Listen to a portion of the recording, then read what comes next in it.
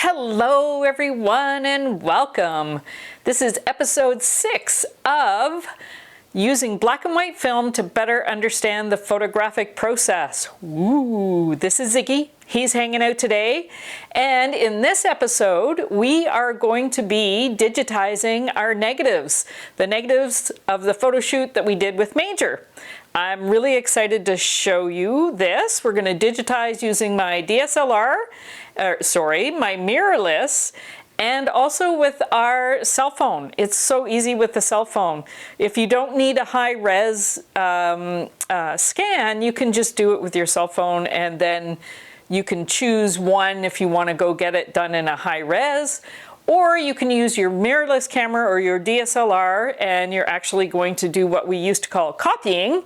We're going to copy your negative using the camera, and then we are going to go into Lightroom and we are going to process them. Yay! This should be fun. Let's get started. I've talked about using film to better understand the photographic process. What does that actually mean? To me, it means that from the beginning, when you decide to do a session, when you decide to use film, all the way to the end when you're presenting an image to your client, that you have made all kinds of artistic decisions, that you have seen something in your mind, and you're going to make decisions all the way along about film and style and developing and how long and how you're going to print it and all of these things to create the image that you're going to show the world. Now, in the digital process, you do similar things for sure, but with film, once you make that decision, that's it. You can't really change from that decision because it is what it is. It's a physical thing. And I believe it's a great way to deep dive into these artistic decisions, making up your mind what you want to do and how you want to do it, and to achieve an end result. So let's go back. We started off with deciding we were going to do a session. We were going to do a portrait. It's going to be in the studio. It's of Major. We're using studio strobes instead of available light. We're using a Bronica, a medium format, square format. We decided on Acros 100 film. My film was a little bit outdated, like by 4 years, but we decided to use it anyway. Then we did the photo session with Major. We then took the film and we developed it. First time in a long time. It was actually really fun.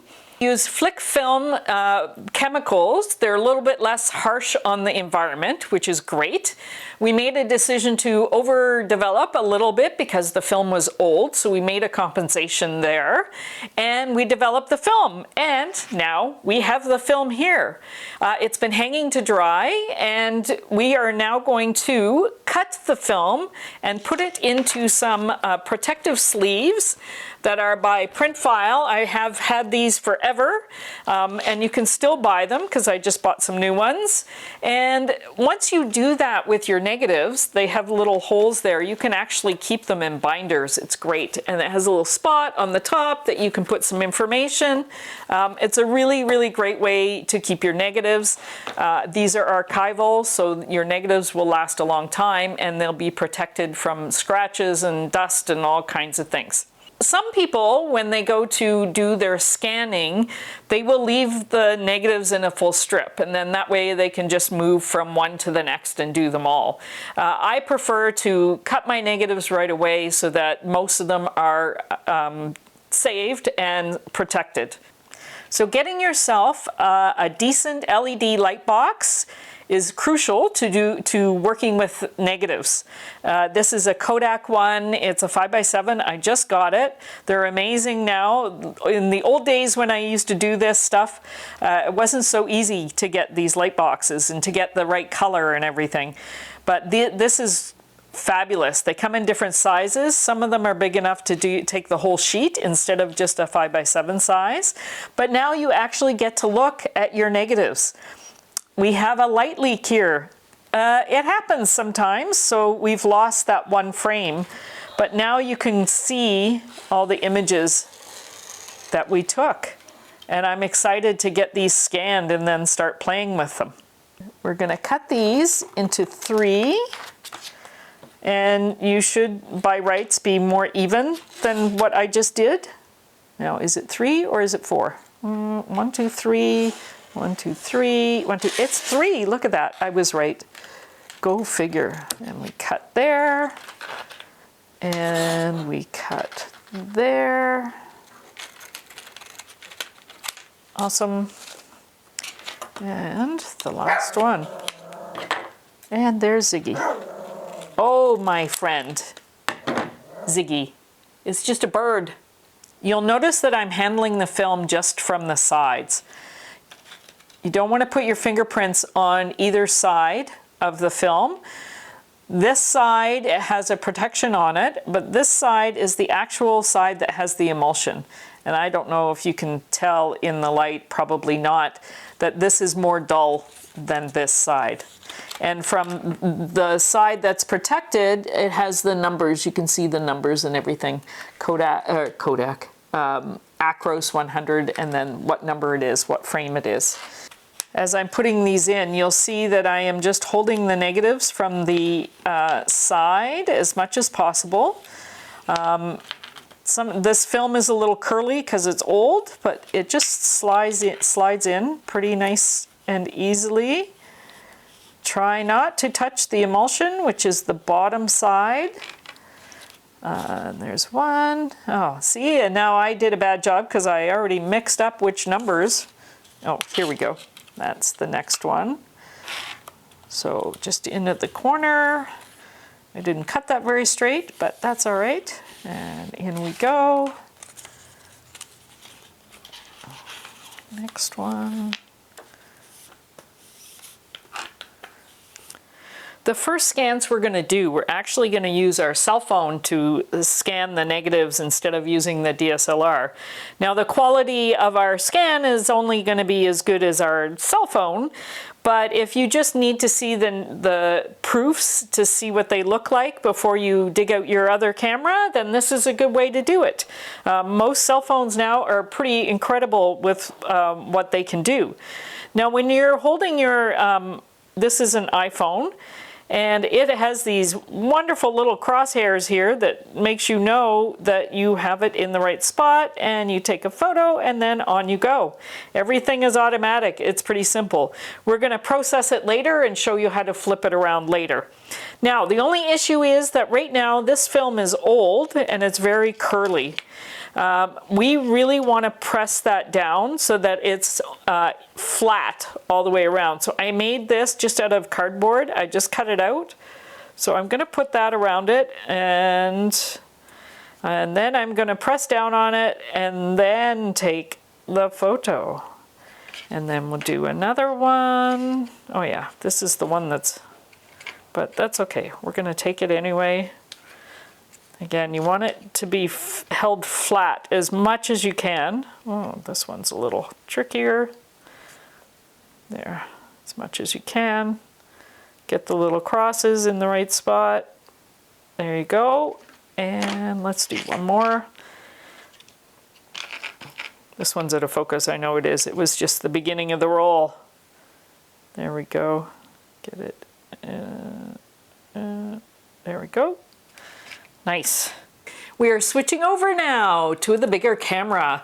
It's so easy with the cell phone. It almost makes you not want to do this, but we're going to do it anyway because your quality of your scan, your copy, is going to be much greater with your DSLR or your mirrorless camera. This is a Z6. And this is a 40mm lens, but it's a macro lens, which means that I can get nice and close in on this negative. And if you're doing 35mm, then you really do need to invest in a macro lens. This little thing is just the adapter because the macro lens is a DX and it was on a different camera before. So this is just a Nikon adapter, so it'll work with the mirrorless. Now, I am not a technical person, if you haven't figured that out already. I get the results, but I don't always do everything exactly the way that you're supposed to do. Now, really, I should be getting out a tripod and I should be setting it up and putting the camera and putting it directly above and just using the tripod and taking a picture. Yes, that is the absolutely best way to do it. You want to set your ISO as low as you can, and then have a f-stop that's in the middle, and your shutter speed doesn't matter because you're on a tripod. But I'm doing the lazy scan. If I really wanted to get one of these printed, I would set up the tripod and do all of the things. But I'm going to do a quick scan just with this camera. And one of the main things that you need to remember is when you're taking the photo of the negative, that your lens needs to be absolutely perpendicular to the negative. So when you saw on the cell phone and I was moving it around and the little crosses were coming up, and that was telling me that it's exactly parallel to the negative. These cameras don't actually have that, so you have to painstakingly on the tripod get it right. And once you get it set though, you can just move your negatives one at a time. Remember back when I said that some people will keep their negatives in a strip, and that's why. Once this camera is set up on a tripod, you just go click and you do the next negative, click and the next negative. Now again, I said I'm just going to do it handheld, but I am going to set my ISO up just a little bit because I know with digital I can do that. So I'm at 320 ISO and the shutter speed is at 320, which should get rid of some of the shake of my hand, and I'm using an f5. I am going to use my handy dandy mask to hold the negative down so it's nice and flat. And you really want to make sure before you put your negative on that your white light box is clean. Dust is a pain in the butt, which you will see when we get to do the processing in the next episode. Let's take a copy of our 120 negative. I'm going to put it there. I'm doing it this way. Hopefully you can see. Now I have the guidelines turned on in my camera, and I am using those to help me get this in the right spot. And like I said, if I had a tripod, second one, I'm using it for the video. If I had a second tripod, I would set it up and get it all in place and then just do one after another. But I'm just doing it by hand because I can. We did the cell phone ones by hand, so why can't we do this one by hand? Just like that, and like that. Hardest part when you're doing it by hand is getting it exactly in the right spot. So that's it. We've got the negatives copied. They're in our devices now. The next video, we are going to process them. We're going to take them, the digital file, from a negative to a positive and make a final image. Yay! I'm very excited. I hope you've enjoyed this journey so far. And if you have, please subscribe and share this with anybody else you might know that would be interested. And I will see you next time. Thank you for joining me. I appreciate you. Don't forget to breathe.